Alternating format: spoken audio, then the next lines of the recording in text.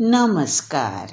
सुनो कहानी श्रृंखला के अंतर्गत प्रस्तुत है एक और कहानी ज्योति, जिसके लेखक हैं मुंशी प्रेमचंद जी। विधवा हो जाने के बाद बूटी का स्वभाव बहुत कटु हो गया था। जब बहुत जी जलता तो अपने मृत पति को कोसती, आप तो सिधार गए, मेरे लिए यह जंजाल छोड़ गए। जब इतनी जल्दी जाना था तो ब्याह ना जाने किस लिए किया। घर में भूनी भांग नहीं, चले थे ब्याह करने। वह चाहती तो दूसरी सगाई कर लेती, अहियों में इसका रिवाज है। देखने सुनने में भी बुरी न थी, दो एक आदमी तैयार भी थे, लेकिन बूटी पतिव्रता कहलाने के मोह को न छोड़ सकी। और यह सारा क्रोध उतरता था बड़े लड़के मोहन पर, जो अब 16 साल का था। सोहन अभी छोटा था और मैना लड़की थी। ये दोनों अभी किसी लायक न थे। अगर ये तीनों न होते तो बूटी को क्यों इतना कष्ट होता। जिसका थोड़ा सा काम कर देती वही रोटी कपड़ा दे देता, जब चाहती किसी के सिर बैठ जाती। अब अगर वह कहीं बैठ जाए तो लोग यही कहेंगे कि 3-3 बच्चों के होते इसे यह क्या सूझी। मोहन भरसक उसका भार हल्का करने की चेष्टा करता। गायों भैंसों की सानी पानी, दोहना मथना यह सब कर लेता, लेकिन बूटी का मुंह सीधा ना होता था। वह रोज एक न एक खुचड़ निकालती रहती और मोहन ने भी उसकी घुड़कियों की परवाह करना छोड़ दिया था। पति उसके सिर गृहस्थी का यह भार पटक कर क्यों चला गया, उसे यही गिला था। बेचारी का सर्वनाशी कर दिया। न खाने का सुख मिला, न पहनने ओढ़ने का, न और किसी बात का। इस घर में क्या आई, मानो भट्टी में पड़ गई। उसकी वैधव्य साधना और अतृप्त भोग लालसा में सदैव द्वंद्व सा मचा रहता था, और उसकी जलन में उसके हृदय की सारी मृदुता जलकर भस्म हो गई थी। पति के पीछे और कुछ नहीं तो बूटी के पास 400-500 के गहने थे, लेकिन एक एक करके सब उसके हाथ से निकल गए। उसी मोहल्ले में उसकी बिरादरी में कितनी ही औरतें थीं जो उससे जेठी होने पर भी गहने झमकाकर, आंखों में काजल लगाकर, मांग में सिंदूर की मोटी सी रेखा डालकर मानो उसे जलाया करती थीं। इसलिए अब उनमें से कोई विधवा हो जाती तो बूटी को खुशी होती, और यह सारी जलन वह लड़कों पर निकालती, विशेषकर मोहन पर। वह शायद सारे संसार की स्त्रियों को अपने ही रूप में देखना चाहती थी। कुत्सा में उसे विशेष आनंद मिलता था। उसकी वंचित लालसा जल ना पाकर ओस चाट लेने में ही संतुष्ट होती थी। फिर यह कैसे संभव था कि वह मोहन के विषय में कुछ सुने और पेट में डाल ले। ज्यों ही मोहन संध्या समय दूध बेचकर घर आया, बूटी ने कहा, देखती हूं तू अब सांड बनने पर उतारू हो गया है। मोहन ने प्रश्न के भाव से देखा। कैसा सांड? बात क्या है? तू रुपया से छिप छिप कर नहीं हंसता बोलता, उस पर कहता है कैसा सांड? तुझे लाज नहीं आती? घर में पैसे पैसे की तंगी है और वहां उसके लिए पान लाए जाते हैं, कपड़े रंगाए जाते हैं। मोहन ने विद्रोह का भाव धारण किया। अगर उसने मुझसे 4 पैसे के पान मांगे तो क्या करता? कहता कि पैसे दे तो लाऊंगा। अपनी धोती रंगने को दी, उससे रंगाई मांगता। मोहल्ले में तू ही एक धन्ना सेठ है, और किसी से उसने क्यों ना कहा? यह वह जाने, मैं क्या बताऊं। तुझे अब छैला बनने की सूझती है। घर में भी कभी 1 पैसे का पान लाया? यहां पान किसके लिए लाता? क्या तेरे लिए घर में सब मर गए? मैं ना जानता था तुम पान चाहती हो। संसार में 1 रुपया ही पान खाने जोग है। शौक सिंगार की भी तो उम्र होती है। बूटी जल उठी। उसे बुढ़िया कह देना उसकी सारी साधना पर पानी फेर देना था। बुढ़ापे में उन साधनों का महत्व ही क्या। जिस त्याग कल्पना के बल पर वह स्त्रियों के सामने सिर उठाकर चलती थी, उस पर इतना कठोर आघात। इन्हीं लड़कों के पीछे उसे अपनी जवानी धूल में मिला दी। उसके आदमी को मरे आज 5 साल हुए, तब उसकी चढ़ती जवानी थी। 3 बच्चे भगवान ने उसके गले मढ़ दिए। नहीं, अभी वह है ही कै दिन की। चाहती तो आज वह भी ओठ लाल किए, पांव में महावर लगाए, अनवट बिछुए पहनने मटकती फिरती।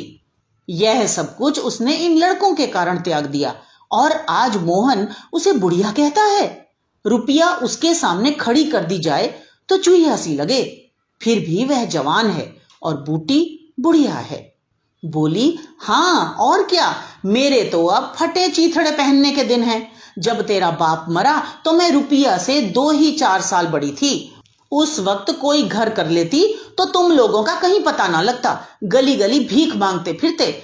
लेकिन मैं कहे देती हूं, अगर तू फिर उससे बोला तो या तो तू घर में रहेगा या मैं ही रहूंगी। मोहन ने डरते डरते कहा। मैं उसे बात दे चुका हूं अम्मा। कैसी बात? सगाई की। अगर रुपया मेरे घर में आई तो झाड़ू मारकर निकाल दूंगी। यह सब उसकी मां की माया है। वह कुटकी मेरे लड़के को मुझसे छीने लेती है। रांड से इतना भी नहीं देखा जाता। चाहती है कि उसे सौत बनाकर छाती पर बैठा दे। मोहन ने व्यथित कंठ से कहा, अम्मा ईश्वर के लिए चुप रहो। क्यों अपना पानी का आप खो रही हो? मैंने तो समझा था 4 दिन में मैना अपने घर चली जाएगी, तुम अकेली पड़ जाओगी, इसलिए उसे लाने की बात सोच रहा था। अगर तुम्हें बुरा लगता है तो जाने दो। तू आज से यहीं आंगन में सोया कर और गायें भैंसें बाहर पड़ी रहेंगी। पड़ी रहने दे, कोई डाका नहीं पड़ा जाता। मुझ पर तुझे इतना संदेह है? हाँ, तो मैं यहां ना सोऊंगा। तो निकल जा मेरे घर से। हाँ, तेरी यही इच्छा है तो निकल जाऊंगा। मैना ने भोजन पकाया। मोहन ने कहा, मुझे भूख नहीं है। बूटी उसे मनाने न आई। मोहन का युवक हृदय माता के इस कठोर शासन को किसी तरह स्वीकार नहीं कर सकता था। उसका घर है, ले ले। अपने लिए वह कोई दूसरा विकल्प ढूंढ निकालेगा। रुपया ने उसके रूखे जीवन में एक स्निग्धता भर दी थी। जब वह एक अव्यक्त कामना से चंचल हो रहा था, जीवन कुछ सूना सूना लगता था, रुपया ने नव वसंत की भांति आकर उसे पल्लवित कर दिया।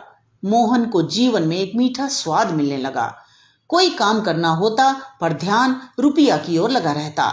सोचता उसे क्या दे कि वह प्रसन्न हो जाए। अब वह कौन मुंह लेकर उसके पास जाए? क्या उससे कहे कि अम्मा ने तुझे मुझसे मिलने को मना किया है? अभी कल ही तो बरगद के नीचे दोनों में कैसी कैसी बातें हुई थी। मोहन ने कहा था, रूपा तुम इतनी सुंदर हो, तुम्हारे 100 गाहक निकल आएंगे। मेरे घर में तुम्हारे लिए क्या रखा है? इस पर रुपया ने जो जवाब दिया था वह तो संगीत की तरह अब भी उसके प्राणों में बसा हुआ था। मैं तो तुमको चाहती हूं मोहन, अकेले तुमको। परगने के चौधरी हो जाओगे तब भी मोहन हो, मजूरी करने लगो तब भी मोहन हो। उसी रुपया से आज वह जाकर कहे, मुझे अब तुमसे कोई सरोकार नहीं है। नहीं, यह नहीं हो सकता। उसे घर की परवाह नहीं है। वह रुपया के साथ मां से अलग रहेगा। इस जगह न सही, किसी दूसरे मोहल्ले में सही। इस वक्त भी रुपया उसकी राह देख रही होगी। कैसे अच्छे बीड़े लगाती है। कहीं अम्मा सुन पावे कि वह रात को रुपया के द्वार पर गया था तो प्राण ही दे दें। दे दें प्राण। अपने भाग तो नहीं बखानती कि कैसी देवी बहू मिली जाती है। न जाने क्यों रुपया से इतना चिढ़ती है। वह जरा पान खा लेती है, जरा साड़ी रंग कर पहनती है, बस यही तो। चूड़ियों की झनकार सुनाई दी। रुपया आ रही है। हाँ, वही है। रुपया उसके सिराहने आकर बोली, सो गए क्या मोहन? घड़ी भर से तुम्हारी राह देख रही हूं, आए क्यों नहीं? मोहन नींद का मक्कार किए पड़ा रहा। रुपया ने उसका सिर हिलाकर फिर कहा, क्या सो गए मोहन? उन कोमल उंगलियों के स्पर्श में क्या सिद्धि थी कौन जाने। मोहन की सारी आत्मा उन्मत्त हो उठी। उसके प्राण मानो बाहर निकलकर रुपया के चरणों में समर्पित हो जाने के लिए उछल पड़े। देवी वरदान के लिए सामने खड़ी है। सारा विश्व जैसे नाच रहा है। उसे मालूम हुआ जैसे उसका शरीर लुप्त हो गया है। केवल वह एक मधुर स्वर की भांति विश्व की गोद में चिपटा हुआ उसके साथ नृत्य कर रहा है। रुपया ने कहा, अभी से सो गए क्या जी? मोहन बोला, हाँ, जरा नींद आ गई थी रूपा। तुम इस वक्त क्या करने आई? कहीं अम्मा देख लें तो मुझे मार ही डालें। तुम आज आए क्यों नहीं? आज अम्मा से लड़ाई हो गई। क्या कहती थी? कहती थी रुपया से बोलेगा तो मैं प्राण दे दूंगी। तुमने पूछा नहीं रुपया से क्यों चिढ़ती हो? अब उनकी बात क्या कहूं रूपा। वे किसी का खाना पहनना नहीं देख सकती। अब मुझे तुमसे दूर रहना पड़ेगा। मेरा जी तो ना मानेगा। ऐसी बात करोगी तो मैं तुम्हें लेकर भाग जाऊंगा। तुम मेरे पास एक बार रोज आया करो, बस, और मैं कुछ नहीं चाहती। और अम्मा जो बिगड़ेंगी तो मैं समझ गई तुम मुझे प्यार नहीं करते। मेरा बस होता तो तुमको अपने प्राण में रख लेता। इसी समय घर के किवाड़ खटके। रुपया भाग गई। मोहन दूसरे दिन सोकर उठा तो उसके हृदय में आनंद का सागर सा भरा हुआ था। वह सोहन को बराबर डांटता रहता था। सोहन आलसी था, घर के काम धंधे में भी जी न लगाता था। मोहन को देखते ही वह साबुन छिपाकर भाग जाने का अवसर खोजने लगा। मोहन ने मुस्कुराकर कहा, धोती बहुत मैली हो गई है सोहन, धोबी को क्यों नहीं देते? सोहन को इन शब्दों में स्नेह की गंध आई। धोबिन पैसे मांगती है तो पैसे अम्मा से क्यों नहीं मांग लेते? अम्मा कौन पैसे दिए देती हैं, तो मुझसे ले लो। यह कहकर उसने एक इकन्नी उसकी ओर फेंक दी। सोहन प्रसन्न हो गया। भाई और माता दोनों ही उसे धिक्कारते रहते थे। बहुत दिनों बाद आज उसे स्नेह की मधुरता का स्वाद मिला। इकन्नी उठा ली और धोती को वहीं छोड़कर गाय को खोलकर ले चला। मोहन ने कहा, रहने दो, मैं इसे लिए जाता हूं। सोहन ने पगैया भाई को देकर फिर कहा, तुम्हारे लिए चिलम रख लाऊं? जीवन में आज पहली बार सोहन ने भाई के प्रति ऐसा सद्भाव प्रकट किया था। इसमें क्या रहस्य है, यह मोहन की समझ में न आया। बोला, आग हो तो रख लाओ। मैना सिर के बाल खोले आंगन में बैठी घरौंदा बना रही थी। मोहन को देखते ही उसने घरौंदा बिगाड़ दिया और आंचल से बाल छिपाकर रसोई घर में बर्तन उठाने चली। मोहन ने पूछा, क्या खेल रही थी मैना? मैना डरी हुई बोली, कुछ तो नहीं। तू तो बहुत अच्छे घरौंदे बनाती है, जरा बना देखूं। मैना का रुआंसा चेहरा खिल उठा। प्रेम के शब्द में कितना जादू है। मुंह से निकलते ही जैसे सुगंध फैल गई। जिसने सुना उसका हृदय खिल उठा। जहां भय था वहां विश्वास चमक उठा। जहां कटुता थी वहां अपनापा छलक पड़ा। चारों ओर चेतनता दौड़ गई। कहीं आलस्य नहीं, कहीं खिन्नता नहीं। मोहन का हृदय आज प्रेम से भरा हुआ है। उसमें सुगंध का विकर्षण हो रहा है। मैना घरौंदा बनाने बैठ गई। मोहन ने उसके उलझे हुए बालों को सुलझाते हुए कहा, तेरी गुड़िया का ब्याह कब होगा मैना? नेवता दे, कुछ मिठाई खाने को मिले। मैना का मन आकाश में उड़ने लगा। जब भैया पानी मांगे तो वह लोटे को राख से खूब चमाचम करके पानी ले जाएगी। अम्मा पैसे नहीं देती। गुड्डा तो ठीक हो गया, टीका कैसे भेजूं? कितने पैसे लेगी? 1 पैसे के बतासे लूंगी और 1 पैसे का रंग। जोड़े तो रंगे जाएंगे कि नहीं? तो 2 पैसे में तेरा काम चल जाएगा? हाँ, 2 पैसे दे दो भैया, तो मेरी गुड़िया का ब्याह धूमधाम से हो जाए। मोहन ने 2 पैसे हाथ में लेकर मैना को दिखाए। मैना लपकी। मोहन ने हाथ ऊपर उठाया। मैना ने हाथ पकड़कर नीचे खींचना शुरू किया। मोहन ने उसे गोद में उठा लिया। मैना ने पैसे ले लिए और नीचे उतरकर नाचने लगी। फिर अपनी सहेलियों को विवाह का न्योता देने के लिए भागी। उसी वक्त बूटी गोबर का झांवा लिए आ पहुंची। मोहन को खड़े देखकर कठोर स्वर में बोली, अभी तक मटर गश्ती ही हो रही है, भैंस कब दूही जाएगी? आज बूटी को मोहन ने विद्रोह भरा जवाब न दिया, जैसे उसके मन में माधुर्य का कोई सोता सा खुल गया हो। माता को गोबर का बोझ लिए देखकर उसने झांवा उसके सिर से उतार लिया। बूटी ने कहा, रहने दे, जाकर भैंस दूह, मैं तो गोबर लिए जाती हूं। तुम इतना भारी बोझ क्यों उठा लेती हो? मुझे क्यों नहीं बुला लेती? माता का हृदय वात्सल्य से गदगद हो उठा। तू जा, अपना काम देख, मेरे पीछे क्यों पड़ता है? गोबर निकालने का काम मेरा है। और दूध कौन दूहेगा? वह भी मैं करूंगा। तू इतना बड़ा जोधा है कि सारे काम कर लेगा? जितना कहता हूं उतना कर लूंगा। तो मैं क्या करूंगी? तुम लड़कों से काम लो, जो तुम्हारा धर्म है। मेरी सुनता है कोई? आज मोहन बाजार से दूध पहुंचाकर लौटा तो पान, कत्था, सुपारी, एक छोटा सा पानदान और थोड़ी सी मिठाई लाया। बूटी बिगड़ कर बोली, आज पैसे कहीं फालतू मिल गए थे क्या? इस तरह उड़ावेगा तो कै दिन निबाह होगा? मैंने तो 1 पैसा भी नहीं उड़ाया अम्मा। पहले मैं समझता था तुम पान खाती ही नहीं, तो अब मैं पान खाऊंगी? हाँ और क्या, जिसके 2-2 जवान बेटे हों, क्या वह इतना शौक भी ना करे? बूटी के सूखे कठोर हृदय में कहीं से कुछ हरियाली निकल आई। एक नन्ही सी कोपल थी, उसके अंदर कितना रस था। उसने मैना और सोहन को 1-1 मिठाई दे दी और एक मोहन को देने लगी। मिठाई तो लड़कों के लिए लाया था अम्मा, और तू तो बूढ़ा हो गया है। क्यों? इन लड़कों के सामने तो बूढ़ा ही हूं, लेकिन मेरे सामने तो लड़का ही है। मोहन ने मिठाई ले ली। मैना ने मिठाई पाते ही गप से मुंह में डाल ली थी। वह केवल मिठाई का स्वाद जीभ पर छोड़कर कब की गायब हो चुकी थी। मोहन को ललचाई आंखों से देखने लगी। मोहन ने आधा लड्डू तोड़कर मैना को दे दिया। एक मिठाई दोने में बची थी। बूटी ने उसे मोहन की तरफ बढ़ाकर कहा, लाया भी तो इतनी सी मिठाई, ये ले ले। मोहन ने आधी मिठाई मुंह में डालकर कहा, वह तुम्हारा हिस्सा है अम्मा। तुम्हें खाते देखकर मुझे जो आनंद मिलता है उसमें मिठास से ज्यादा स्वाद है। उसने आधी मिठाई सोहन और आधी मोहन को दे दी, फिर पानदान खोलकर देखने लगी। आज जीवन में पहली बार उसे यह सौभाग्य प्राप्त हुआ। धन्य भाग कि पति के राज में जिस विभूति के लिए तरसती रही वह लड़के के राज में मिली। पानदान में कई कुल्लियां हैं और देखो 2 छोटी छोटी चिमचियां भी हैं। ऊपर कड़ा लगा हुआ है, जहां चाहो लटका कर ले जाओ। ऊपर की तश्तरी में पान रखे जाएंगे। ज्यों ही मोहन बाहर चला गया, उसने पानदान को मांज धोकर उसमें चूना कत्था भरा, सुपारी काटी, पान को भिगोकर तश्तरी में रखा, तब एक बीड़ा लगाकर खाया। उस बीड़े के रस ने जैसे उसके वैधव्य की कटुता को स्निग्ध कर दिया। मन की प्रसन्नता व्यवहार में उदारता बन जाती है। अब वह घर में नहीं बैठ सकती। उसका मन इतना गहरा नहीं कि इतनी बड़ी विभूति उसमें जाकर गुम हो जाए। एक पुराना आईना पड़ा हुआ था। उसने उसमें मुंह देखा।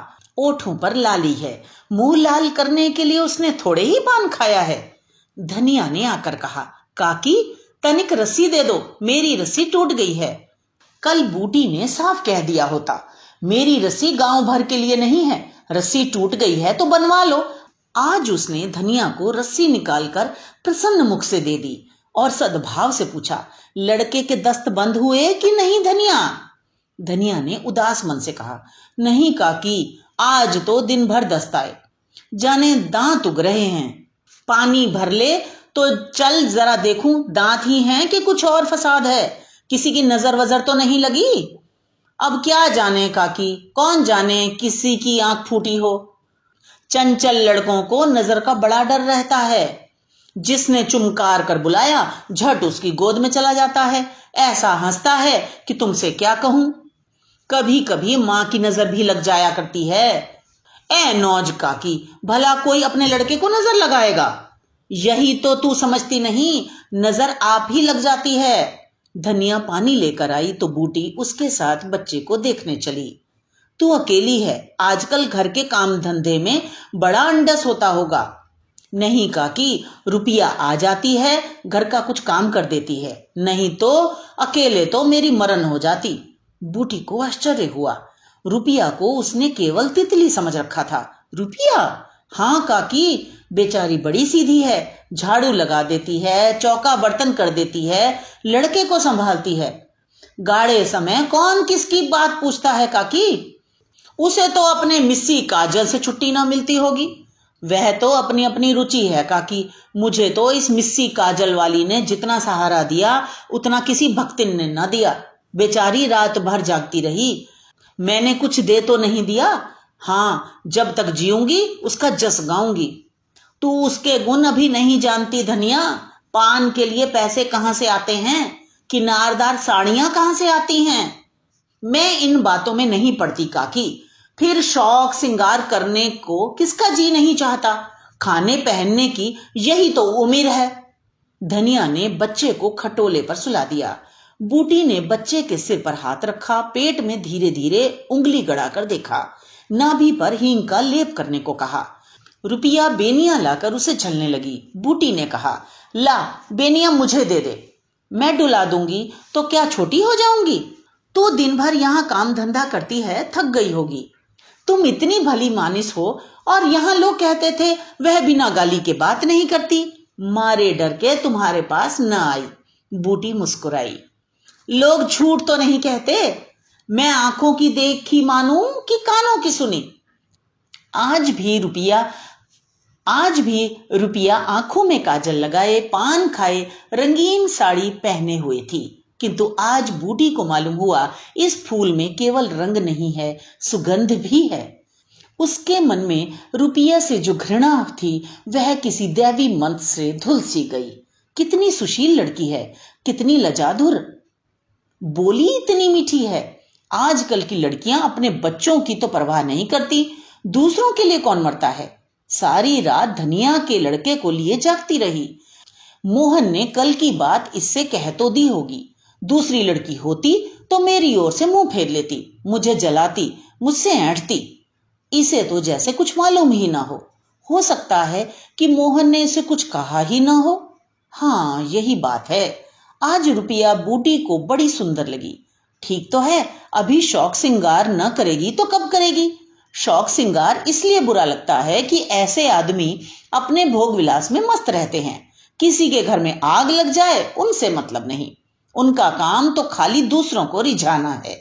जैसे अपने रूप की दुकान सजाए, राह चलतों को बुलाते हो कि जरा इस दुकान की सैर भी करते जाइए। पर ऐसे उपकारी प्राणियों का सिंगार बुरा नहीं लगता, नहीं बल्कि और अच्छा लगता है। इससे मालूम होता है कि इसका रूप जितना सुंदर है उतना ही मन भी सुंदर है। फिर कौन नहीं चाहता कि लोग उनके रूप का बखान करें। किसे दूसरों की आंखों में छुप जाने की लालसा नहीं होती। बूटी का यौवन कब का विदा हो चुका, फिर भी यह लालसा उसे बनी हुई है। कोई उसे रस भरी आंखों से देख लेता है तो उसका मन कितना प्रसन्न हो जाता है, जमीन पर पांव नहीं पड़ते। फिर रूपा तो अभी जवान है। उस दिन से रूपा प्राय 2-1 बार नित्य बूटी के घर आती। बूटी ने मोहन से आग्रह करके उसके लिए अच्छी सी साड़ी मंगवा दी। अगर रूपा कभी बिना काजल लगाए या बेरंगी साड़ी पहने आ जाती तो बूटी कहती, बहू बेटियों को यह जोगिया भेष अच्छा नहीं लगता, यह भेष तो हम जैसी बूढ़ियों के लिए है। रूपा ने एक दिन कहा, तुम बूढ़ी काहे से हो गई अम्मा? लोगों को इशारा मिल जाए तो भौरों की तरह तुम्हारे द्वार पर धरना देने लगे। बूटी ने मीठे तिरस्कार से कहा, चल मैं तेरी माँ की सौत बनकर जाऊंगी। अम्मा तो बूढ़ी हो गई, तो क्या तेरे दादा अभी जवान बैठे हैं?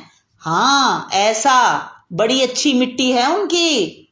बूटी ने उसकी ओर रस भरी आंखों से देखकर पूछा, अच्छा बता, मोहन से तेरा ब्याह कर दूं? रूपा लजा गई, मुख पर गुलाब की आभा दौड़ गई। आज मोहन दूध बेचकर लौटा तो बूटी ने कहा, कुछ रुपए पैसे जुटा, मैं रूपा से तेरी बातचीत कर रही हूं। तो ये तो थी कहानी। मुझे आशा है आपने आनंद लिया होगा। इसी तरह हमारे साथ जुड़े रहिए। तो मिलते हैं अगली कहानी में। धन्यवाद।